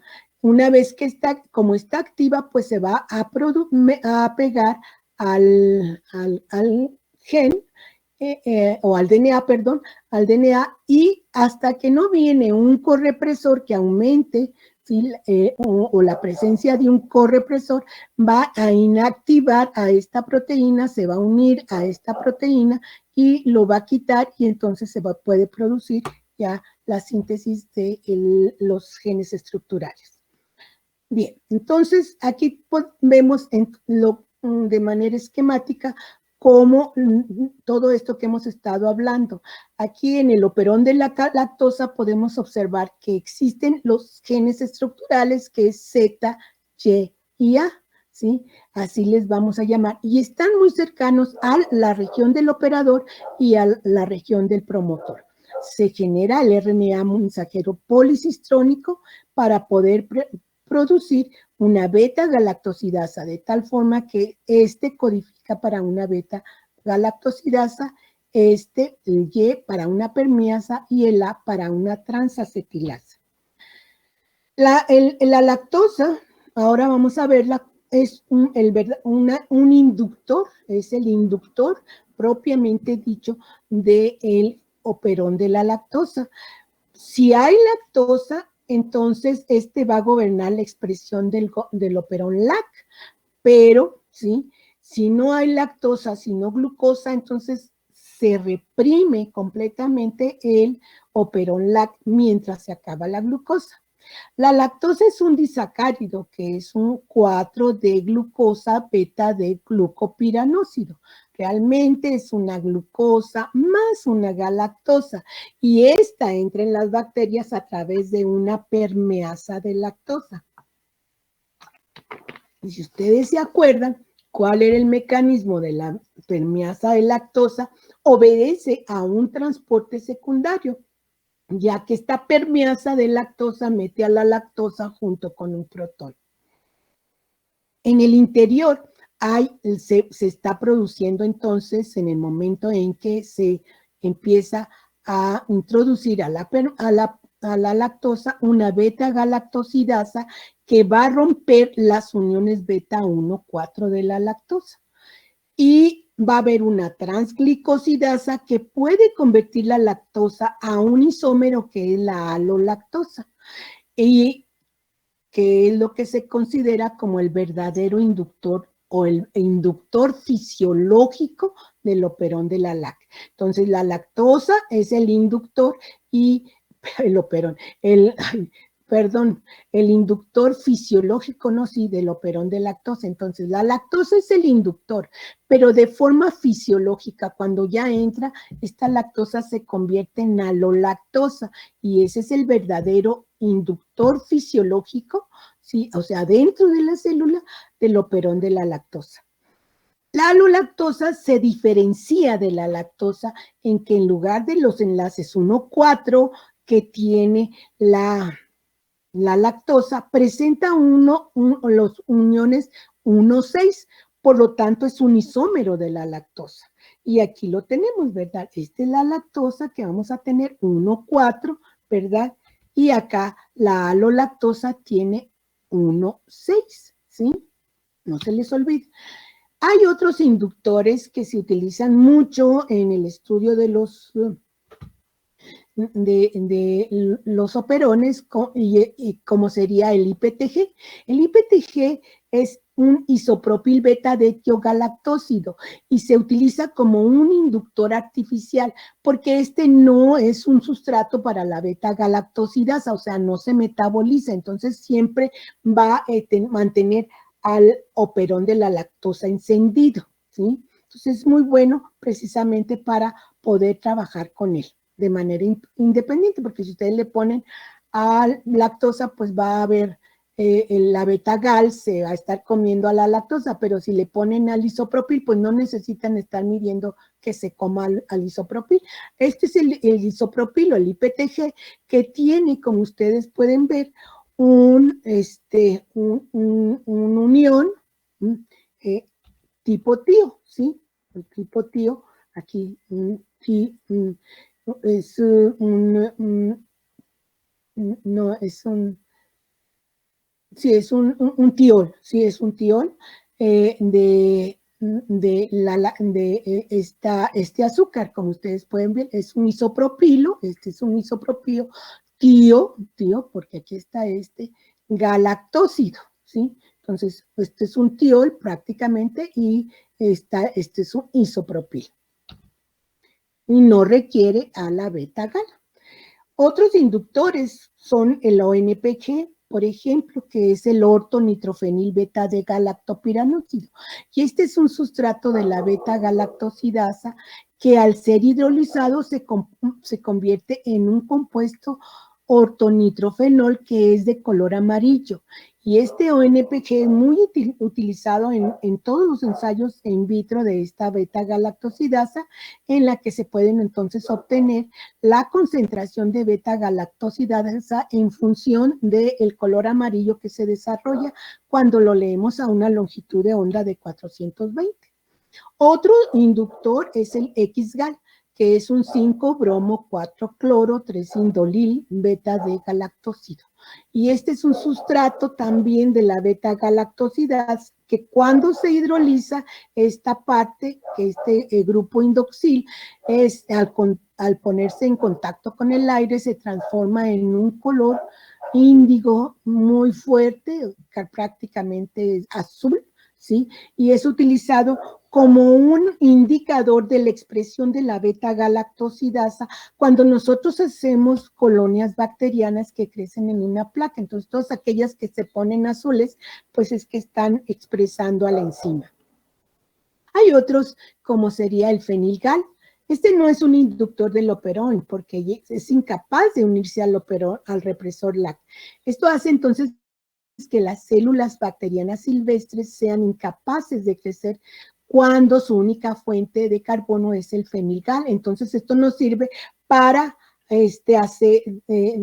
separar mutantes donde sí se encuentra ausente el represor LAC y se pueden crecer en esta fuente de carbono y así las podemos separar.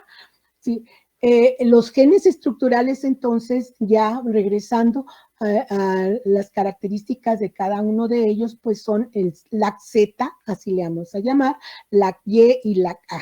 El LAC-Z, ya vimos, codifica para la beta-galactosidasa, el LAC-Y para la permeasa y el LAC-A para el gen estructural de la tiogalactósido transacetilasa. Entonces, podemos tener fenotipos LAC menos, o sea, sí. Acuérdense que los fenotipos negativos quieren decir que les falta, no desarrollan esa función, no tienen esa función, ¿verdad?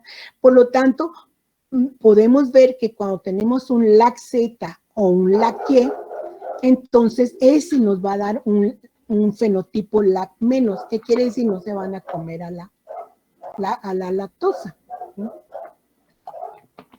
Entonces esas células no comen lactosa. Cuando nosotros tenemos un LAC-A, o sea, le quitamos la función al estructural A, que es para la transacetilasa, ese no causa fenotipo LAC menos. Por eso es que, pues como que todos dicen, no, ¿para qué está allí, verdad? Pero bueno, ese todavía hay a favor y en contra. Pero el hecho es que LAC-A menos no hace fenotipo LAC menos, sí se come la lactosa. LAC-Z y LAC-Y, LAC-Z, si tenemos nosotros una mutación en el estructural Z y no en el Y, pues no produce beta-gal, pero sí permeasa. Entonces, sí, si no produce beta-gal, entonces no se va a estar comiendo la beta-gal, o sea, no se va a estar transformando la lactosa, pero sí está entrando. porque tiene a la permeasa. Y LAC Z menos y Y menos, pues allí sí, como está deficiente en ambas enzimas, ni se come la lactosa, ni tampoco se produce beta-gal, ¿ok? Bueno, entonces, también podemos tener modificaciones en el promotor y el operador, se pueden hacer mutaciones. El promotor, entonces, en el acoperón, nosotros podemos poner o escribir cuáles, para referirnos al promotor y el operador de lactosa, pues le ponemos como LAC-P y LAC de lactosa de el operador, el LAC-P y el LAC-O, ¿sí? De tal forma que cuando hablamos de LAC-P nos estamos refiriendo al promotor del operón de lactosa, y cuando decimos LAC-O nos estamos refiriendo al operador del operón de lactosa. Hay una zona, ¿sí? La del regulador, que ya habíamos dicho, que es el LAC-I. Entonces, el LAC-I o LAC-R, como ustedes le quieran llamar, es la que codifica para la proteína represora y se encuentra muy cercano a Pello, al operador LAC, ¿sí? Al operador de LAC, o sea, aquí. El LAC-I se encuentra muy cerca de aquí. Y el locus, que para la proteína I, codifica para una proteína tetramérica, o sea, la proteína que se produce, que se expresa para el regulador o I, LAC-I, que le llamamos LAC-I o LAC-R, como ustedes gusten, ¿sí? Codifica para una proteína chiquita que es de 38 kilodaltones y se difunde a través de la célula para llegar precisamente a donde va a ir a reprimir. Esta chiquita, tiene que ser chiquita de 38 kilodaltones, básicamente. Y esta proteína de 38 kilodaltones tiene esa conformación que habíamos dicho de dedos de zinc, zíper de leucina, etc. También hay una serie de promotores, como es una región que codifica para una proteína, debe de haber promotores para que se produzca esa proteína y se conocen como LAC-IP, o sea, promotor, o LAC-IQ, como quieran llamar, es lo mismo, ¿sí? Ahora, como son regiones de promotor, estos también pueden ser mutados. Todo puede ser mutado. ¿Se puede mutar O? Sí. ¿Se puede mutar P? Sí. ¿Se puede mutar I? Sí. Porque todo lo que sea en el DNA se puede mutar. Ya vimos que se puede mutar Z y nos da LAC menos, se puede mutar Y y nos da LAC menos, se puede mutar ZY y nos da LAC menos. Entonces, todo se puede mutar sobre el DNA. Entonces, el LAC-O, la región LAC-O, es una secuencia de 28 pares de bases que están muy pegaditos al gen estructural para la beta-galactosidasa, o sea, LAC-Z. Por lo tanto, una mutación en O produce un fenotipo constitutivo y le llamamos OC, O y C de constitutivo, ¿sí? Bien. Como dijimos, el operón de lactosa está bajo dos mecanismos de regulación: por represión sin lactosa y por inducción con lactosa. También dijimos que el operón LAC se puede regular por catabolito, o sea, activación por catabolito. Son dos modelos que vamos a ver. Cuando estamos hablando por represión e inducción, ¿sí? Sin lactosa, pues va a estar reprimido. Como lo ven, aquí está la proteína represora, se pega ¿a dónde? Al sitio de O, ¿sí? Se pegó al sitio de O y por lo tanto no hay enzimas, ¿de acuerdo? Cuando hay lactosa, entonces la lactosa, ¿sí?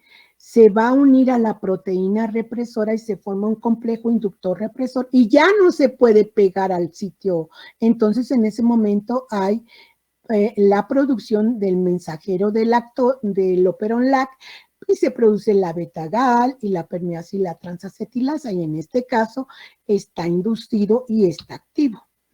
Por lo tanto, es inducible y se regula de forma negativa. Por lo tanto, podemos generar mutaciones, ¿sí? ¿Qué pasaría si se mutara en I? O sea, en esta parte, aquí. Acuérdense que esto codifica para una proteína.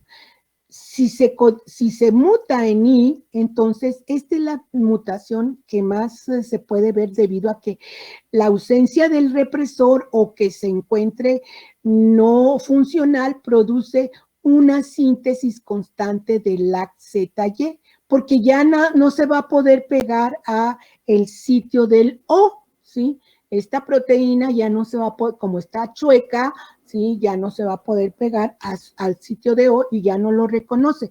Por lo tanto, se va a producir ZYA y esto genera, ya no importa que esté o no el inductor, y esto nos genera un fenotipo no inducible, por lo tanto, es una inducción constitutiva.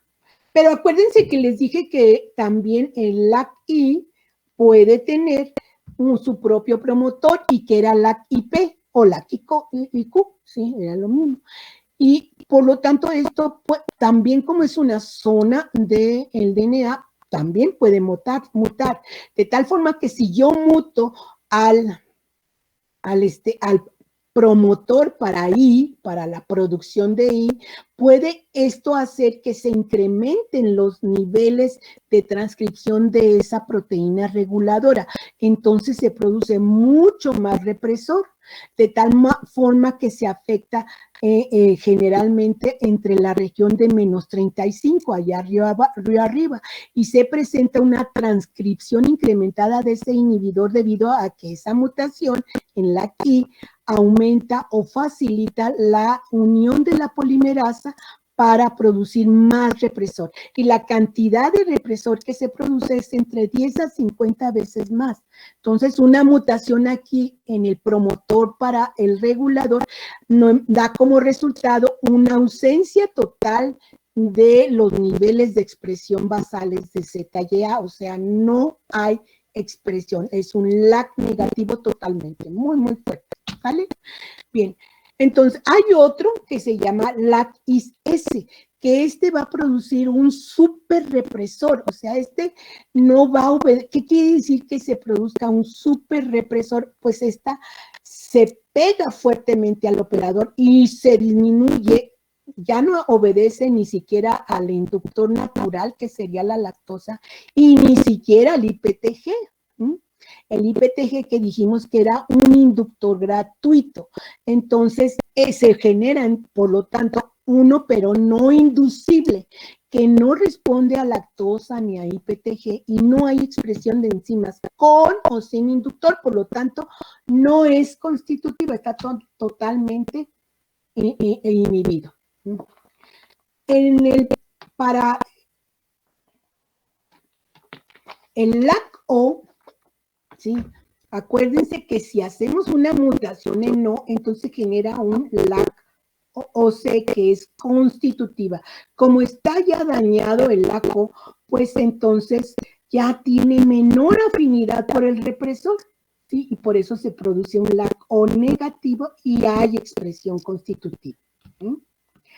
Bien, entonces acuérdense muy bien que la participación por diferentes tipos de elementos podemos decir que ocurren en el sitio de unión al DNA, que es el sitio para LAC-P, LAC-O y LAC-I.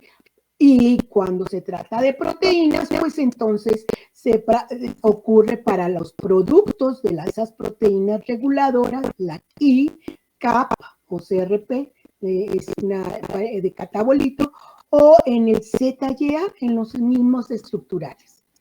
¿Cómo actúan estos elementos básicamente en estas mutaciones? ¿Y cómo se dieron cuenta Jacob y Monod? Y esto nos remonta precisamente a los estudios que ellos hicieron. Entonces ellos decían, bueno, yo tengo un genotipo y un fenotipo, ¿sí? un fenotipo que se puede expresar con cuando esté que obedece a la presencia de lactosa o a la ausencia de lactosa. Por lo tanto, si yo tengo un genotipo en el que ya vimos que ¿quiénes son los que se pueden mutar?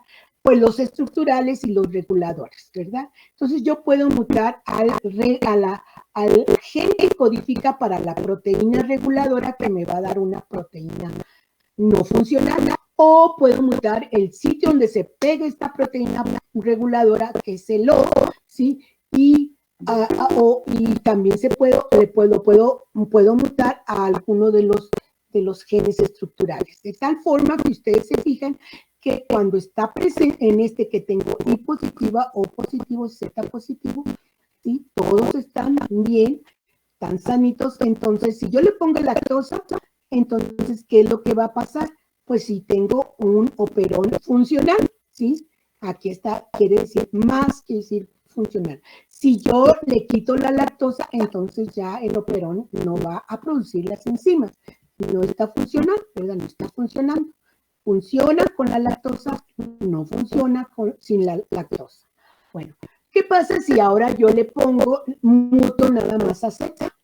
Estos dos están completos, entonces como Z es la que va a degradar, si no tiene Z me va a dar un LAC menos, ¿se acuerdan de eso? ¿Sí? Si yo muto en Z me va a dar un LAC menos. Entonces, aunque esté lactosa presente o no haya lactosa, me va a dar no va a haber funcionalidad, no hay función. ¿Qué pasa si ahora yo muto a I? Entonces, ¿qué es lo que, si esta proteína que se producía por I, ahora está no funcional, por lo tanto no se puede pegar a Z, y si no se puede pegar a Z, siempre va a haber la producción, no se puede pegar a O, y siempre va a haber la producción de Z, de tal forma que si ustedes se fijan, aunque esté el inductor presente o ausente, siempre vas a ver expresión. ¿Por qué? Porque es constitutivo, ¿sí? ¿Qué pasa si ahora la mutación ocurre en O? Entonces va a haber también lo mismo. Como este está mutado, no va a reconocer ahí, por lo tanto, ¿sí? Como no lo reconoce, siempre se va a estar produciendo Z y me da de nuevo un fenotipo constitutivo. Y ahora se hicieron lo que se conocen combinaciones. ¿Cómo podemos hacer combinaciones en cuanto a mutantes? Introduciendo un nuevo elemento en la célula que sería un plásmido, ¿sí? Un plásmido, ¿sí? Que puede también contener el operón de la lactosa y podemos nosotros generar mutaciones ahí, ¿sí? De tal forma que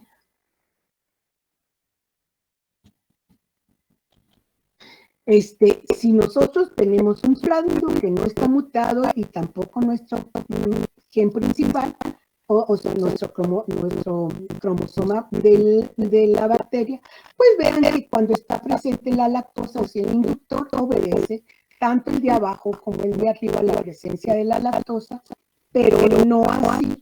Y también cuando no está la lactosa, pues no se producen las enzimas. ¿Qué pasa si ahora yo tengo empiezo a hacer mutaciones aquí? Vean cómo si se muta en el cromosoma principal, ahí me va a dar una proteína no funcional y por lo tanto la proteína no funcional no reconoce a O ni tampoco puede reconocer a el de abajo. De tal forma que también mutado me daría si está mutado, es constitutivo. Por lo tanto, una que no está funcional y esta que es constitutivo, pues obviamente, si ustedes se fijan, siempre va a ser constitutivo, aunque haya el inductor o no haya el inductor. ¿Qué pasa ahora si en el otro gen yo pongo se muta más que nada en el plásmido ahí a la proteína reguladora? Entonces se ve que el fenotipo cambia, ¿sí? Está positivo el del cromosoma principal y el del plásmido no. Entonces hay respuesta a la presencia del inductor, ya sea se producen las enzimas o no se producen cuando no está el inductor. Qué raro, ¿sí? Entonces, ¿qué pasa ahora si yo hago mutaciones nada más que no, ¿sí? Aquí, vean, este no está mutado, pero si el de abajo sí, yo lo que veo es que también es constitutivo, ¿sí? Con lactosa presente o con lactosa ausente, me va a dar un constitutivo. ¿Y qué pasa si se usa un inhibidor súper reprimido? Acuérdense, este es muy duro, se pega muy fuertemente al operador y por lo tanto pues no obedece la presencia de lactosa ni la ausencia de la misma. Entonces está totalmente reprimido. Y no importa, si ustedes, ya sea que aquí si ustedes se fijan, no hay ninguna combinación, pero aquí sí hay una combinación en la que tenemos al plásmido positivo, ya no está mutado, pero este es tan fuerte que también sigue actuando sobre actuando para dar los fenotipos negativos, ¿sí? Cuando está la lactosa y cuando se encuentra la lactosa o cuando no se encuentra la lactosa.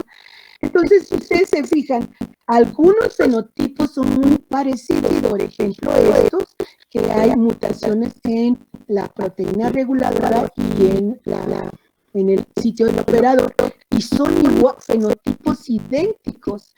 Y si ustedes se fijan, acá también tenemos una mutación en la que tenemos una cepa en la que tenemos un inhibidor súper reprimible, pues también vemos que se presenta un fenotipo en el que no obedece la ausencia o la presencia de la lactosa. Entonces, las preguntas que se hicieron los investigadores en un principio fue qué es lo que estaba pasando.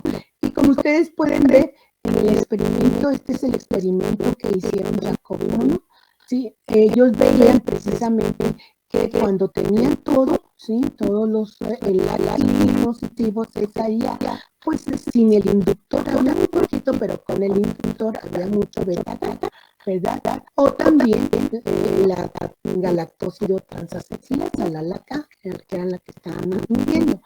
¿Y qué pasaba? Cuando mutaban a la ACI, pues ellos veían que la producción de beta-gal era muy alta, igual con el inductor. Entonces, sin inductor o con inductor era alta y también la enzima.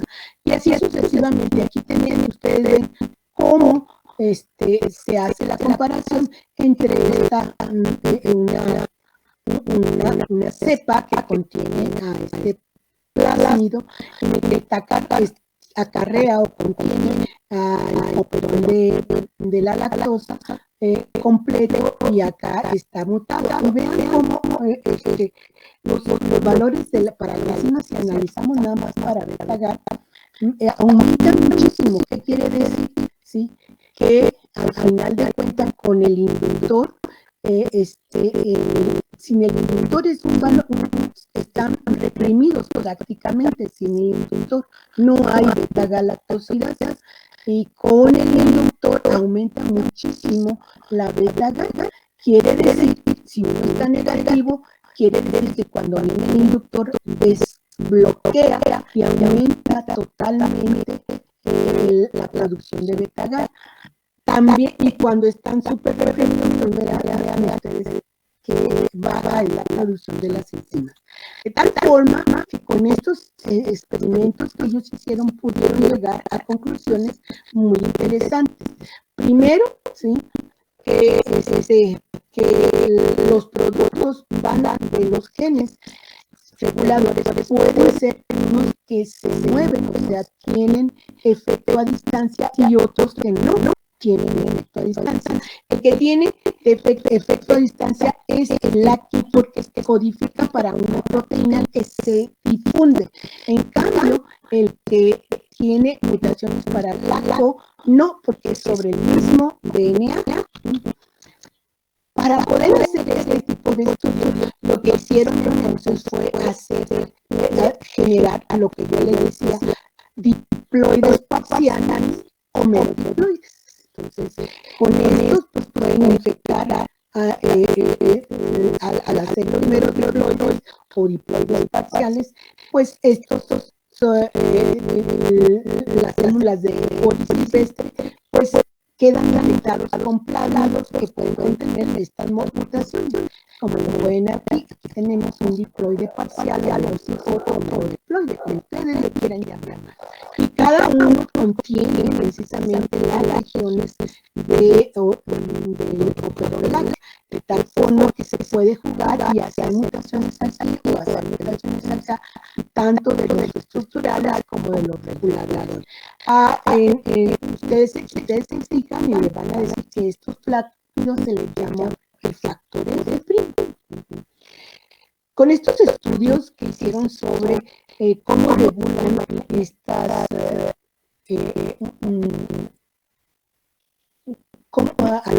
estos fenotipos, se pueden observar cómo regulan algunos genes que codifican para proteínas y ahora que no codifican, genes reguladores, y ahora son los que no codifican para proteínas, que ya quedamos que sería el regulador y el operador.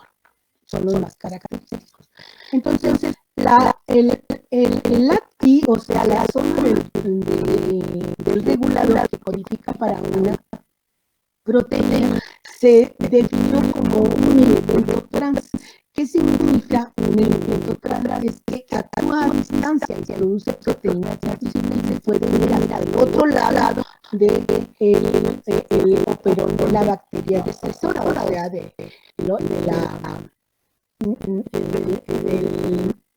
puede ser del factor F, o sea, el plasmido y la bacteria, ¿verdad? Y los elementos estos no actúan a distancia, sino que actúan por el mismo sitio del DNA. Entonces, lo que produce ahí puede venir hasta acá y actúa ya sea de acá o hacia el otro lado, ¿verdad? Y no solamente te va sobre el mismo gen. Entonces, hay dominancia trans, que aquellos que van hacia el otro lado, ¿verdad? Y dominancia cis, que es en el mismo lado. Por lo tanto, cuando tenemos una célula en la que existen dos copias del mismo gen, aunque una de ellas esté mutada, la copia no mutada puede aportar esa proteína y entonces controlar a la otra. Complementa ese déficit. Entonces decimos que hay complementariedad de la función de la copia mutada. Y los productos químicos que complementan pueden ser nada más aquellos que tienen dominancia trans, ¿sí? Entonces, podemos ver entonces que los LACA, que son positivos, pues las mutaciones es un LACA más, ¿sí? El primero diploide es una complementación positiva. Entonces, allí sí las mutaciones afectan los productos génicos diferentes. Y el LAC menos es una complementación negativa. Las mutaciones afectan al mismo producto génico o las mutaciones afectan a la secuencia funcional y las mutaciones pueden tener también efecto polar. Bien. Entonces, estos son experimentos de complementación. De tal forma que aquí tenemos el normal, la función del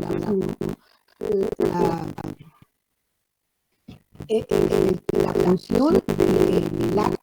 El LAC, como lo conocemos, es una proteína que se pega al operador y ya no hay síntesis de la enzima.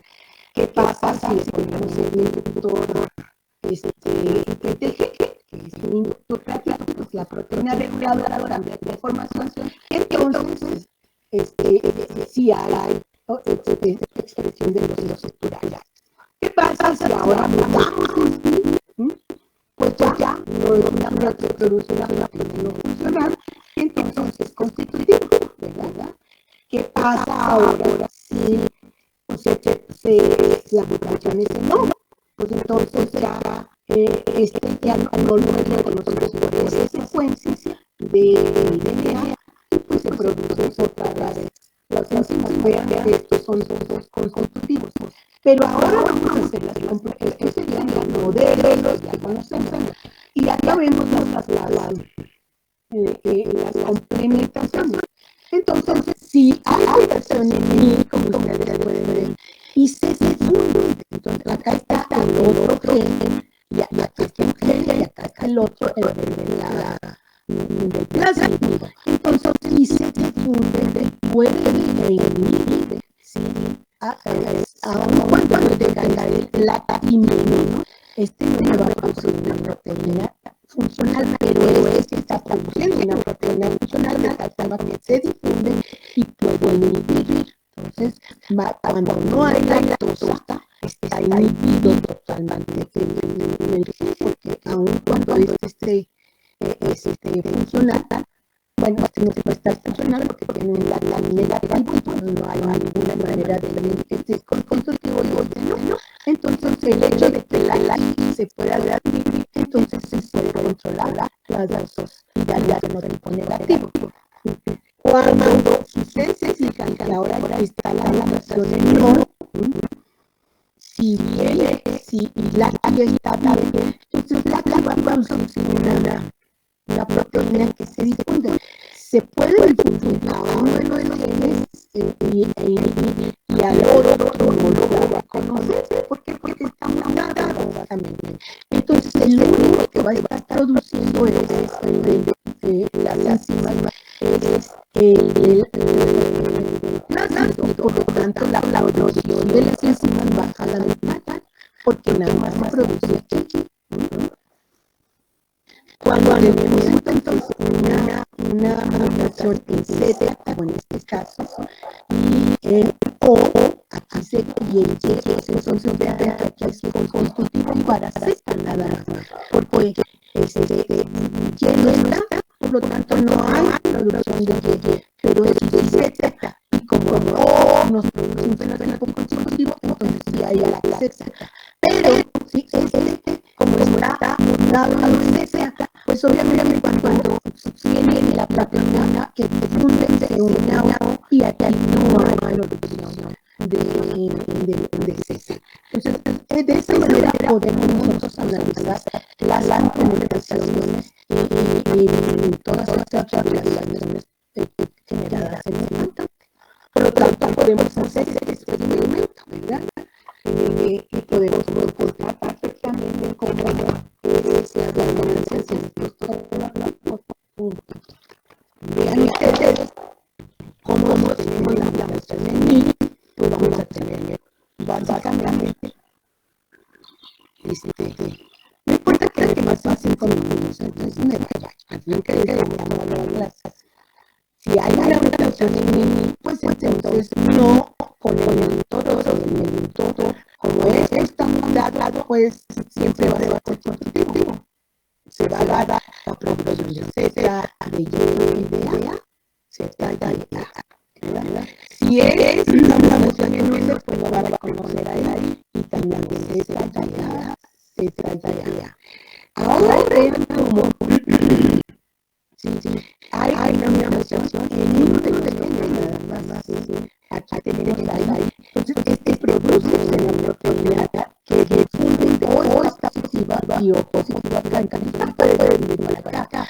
Esta está malita, la funcional, no importa si difunde o no difunde, no se da cuenta, pero esta sí puede controlar a este O y puede controlar a la enfrente. Por lo tanto, con el inhibidor va a haber ZYA, si el inhibidor no va a haber producción de ZYA. Por eso se tres grupos. Ahora vean ahora esta complementación. En esta otra complementación tenemos a O constitutivo. Entonces, si viene un inhibidor, una proteína inhibidora normal, también una proteína inhibidora normal. Aquí es la constitutiva, lo cual implica que aun cuando se haga una proteína difícil en nuestra garganta, ni va a reconocer a la propia, ni va a reconocer a la diferente. Sin embargo, puede estas proteínas que está produciendo puede venir aquí y ella también puede volver a aquí. De tal forma que con el inductor, ¿verdad? ¿Qué es lo que va a pasar? Entonces se va a inducir, se pone el inductor, que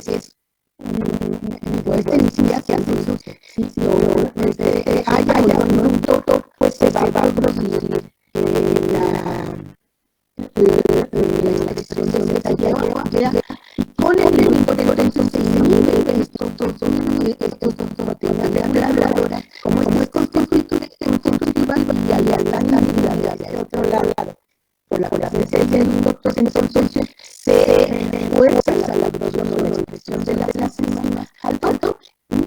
Entonces Z llegaría hasta la expresada al doble. Y cuando quitamos el inductor, entonces ese se reprime, pero este no se reprime. Entonces sigue reduciéndose a la mitad las proteínas Z y R. Entonces, ese sería, por lo tanto, la respuesta a las complementaciones.